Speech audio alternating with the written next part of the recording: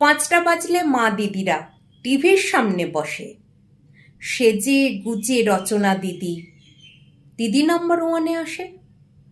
অনেক দিদির গল্প শুনি, দুঃখের কিংবা সুখের। লড়াই করে জীবন ধারণ শুনি তাদের মুখে। মজার মজার খেলা, সাথে উপহারের বন্যা। প্রশ্নের বাণ নিজের হাতে ছোড়েন স্বনাম ধন্যা। জি বাংলার মহান কীর্তি দিদি নাম্বার ওয়ান। এই অনুষ্ঠানের অন্ধভক্ত বুড়ি থেকে জোয়ান।